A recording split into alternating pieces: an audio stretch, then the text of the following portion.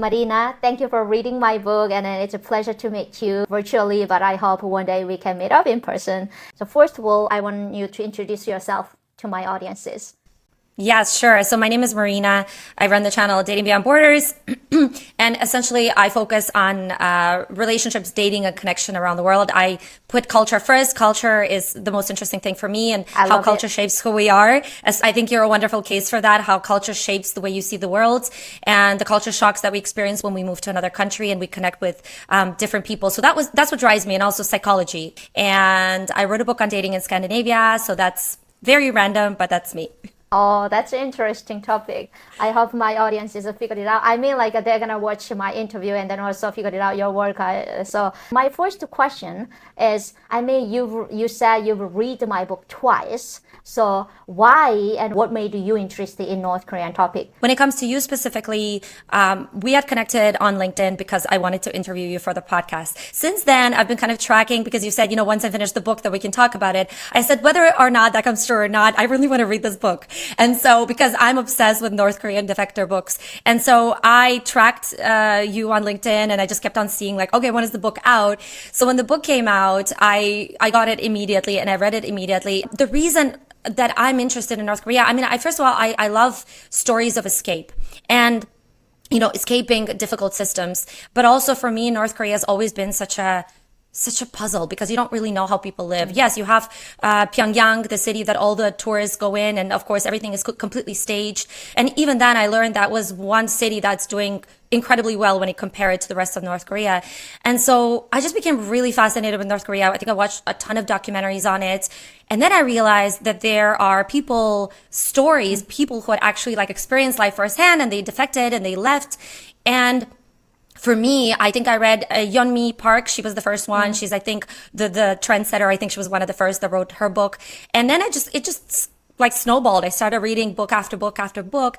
And then when your book came out, I read it, I think in 1 to 2 days. It was super interesting. But yeah, I really, really enjoyed the book. And I mean, if that's one of the questions, I can tell you which parts I enjoyed as well. Oh my God. You did an amazing job to interview me because you read it twice and then you research about North Korea. Means you brought up very specific questions that I can share. Specific lifestyle is of North Korea. So you really, really good job. My second question is, what was the impressive and memorable part of my book? Yeah, there were many. So I think the few things that you talked about when you were at the orphanage and you talked about the fact that kids would starve so much. And so they would often die when actually they ate food after their relatives came to visit. And it was one of the most heartbreaking things because you feel like you expect people to die from starvation, but not from overeating. And you also would feel sick when you would have, your relatives. I think it was My grandma. your grandmother, when your grandmother would visit, you would get sick. I mean, obviously there was the human factor as well, because you were left in this orphanage and you're wondering, I mean, why? I have family. Why am I here? So there was a lot of human factor in your story. It wasn't just North Korea. Of course, as I talked to you about on the podcast, the fact that you had to hide like a bits of corn when you would go out into the fields because you were so hungry. And that was one of the little joyful things that you had during the day. Even picking up gum as like a special rare treat, which was crazy to think about, that you would take someone's gun after someone had spit it out and you would enjoy it. It's unthinkable for me. Like your story, your escape to South Korea was crazy. And of course, what it took for you to even get to that point with the waiting and the harassment Yeah.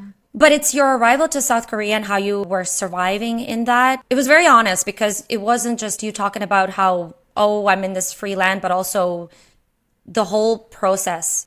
Again, I think what's interesting for me is that we think that once you escape North Korea, you're just happy because you escaped. But it's so much more complex than that, right? Like just because you escaped doesn't mean that you don't miss your family, doesn't mean that you don't want to go home and you can't. That's, I think, the hard thing is that you can't go home. I think it's interesting too because like my background, like my family, my mom was born during communism, and during that time in communism, it was impossible to escape. And we had a lot of stories of people trying to escape, but once you did, you weren't allowed to come back home and you weren't allowed to visit your family. And I think there's a similarity there of people who had lived their whole life abroad, but they weren't really happy because they never got to see their mom or see their Yeah. dad. And I think there's, of course, many similarities for obvious reasons between, communism and North Korea. Oh God, So I think there was like so something, many. so many, even Yeah. telling on each other, like neighbors telling during Stalin times, telling on someone for doing certain things.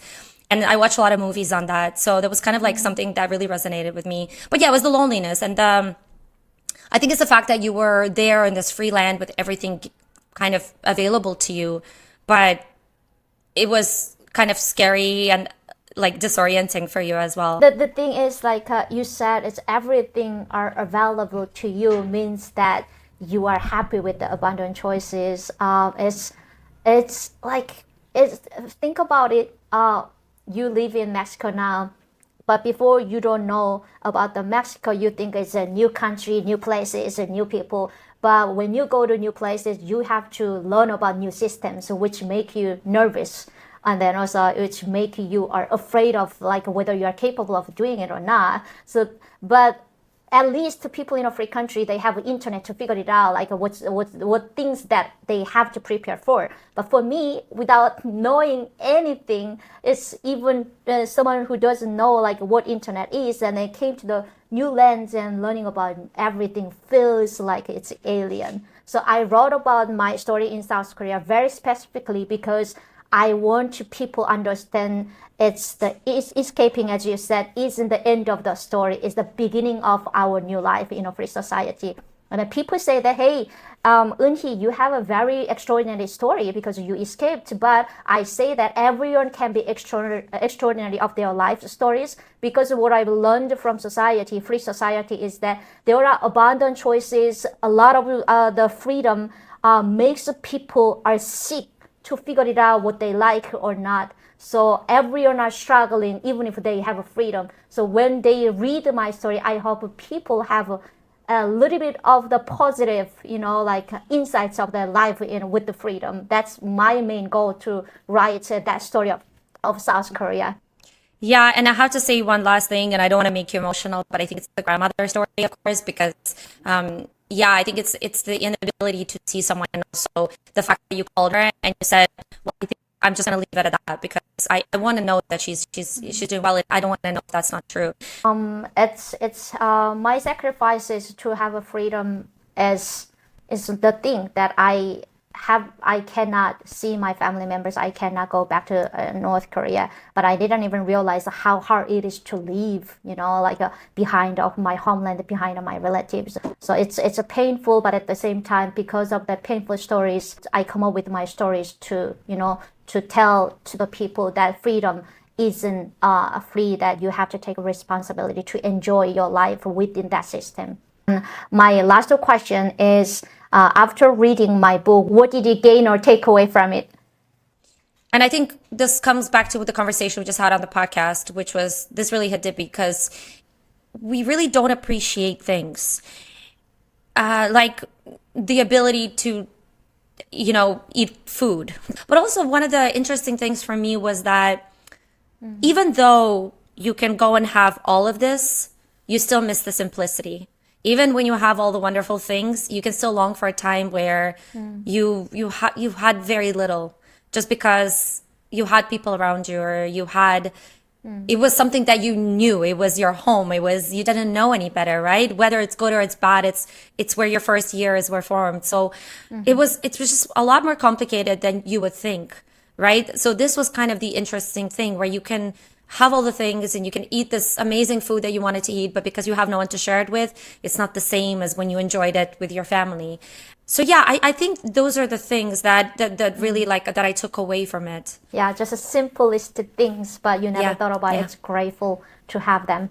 I remind myself simplest things to make me grateful what I have right now in a free society, because when you are granted with everything, there is no gratitude to the things what you have, So sometimes I push myself to think about North Korea, what I went through, and then what I had there makes me to have a gratitude with all of abundant foods I am enjoying every day. So I can, also stand up to people who are voiceless. And one day I hope I can enjoy this life, with them together.